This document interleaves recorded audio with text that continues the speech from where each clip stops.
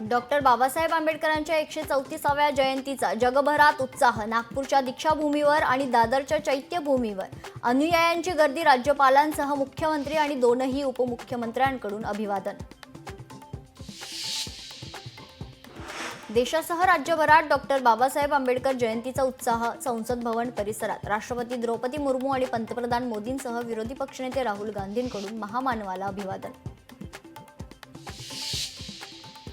मुंबईकरांचे पाण्यासाठी हाल होणार। 5व्या दिवशीही टँकर चालकांचा संप सुरूच। अद्यापही तोडगा न निघाल्याने टँकर असोसिएशन संपावर ठाम। मुंबईतील खासगी टँकर्ससह विहिरी आणि बोरवेल बीएमसी ताब्यात घेणार। टँकर्सच्या संपावर तोडगा काढण्यासाठी बीएमसीकडून आपत्कालीन कायद्याअंतर्गत कारवाई।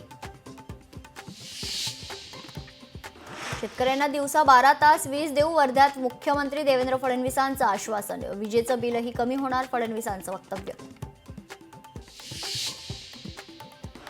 पंजाब नॅशनल बँक घोटाळा प्रकरणातील आरोपी मेहुल चोक्सीला बेल्जियममध्ये अटक। भारताच्या विनंतीवरून चोक्सीला अटक करण्यात आल्याची सूत्रांची माहिती। ठाकरे गटाचे पदाधिकारी किशोर लोंढेंविरोधात खंडणीचा गुन्हा दाखल। 3 लाख रुपये आणि दरमहा 15,000ची मागणी केल्याची मनमोहन मिठाईवाल्याची कोपरखेरणे पोलिसात तक्रार। कन्हैया कुमारच्या अडचणी वाढण्याची शक्यता। भाजपकडून पाटणा पोलिसात तक्रार। पंतप्रधान नरेंद्र मोदी आणि आरएसएस विरोधात अपमानास्पद वक्तव्य, भाजपचा आरोप।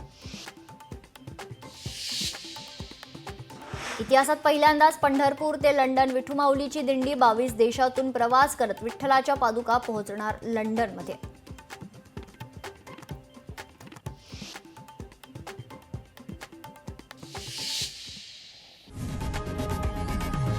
लोकशाही मराठी ऐका, पहा, जागरूक रहा।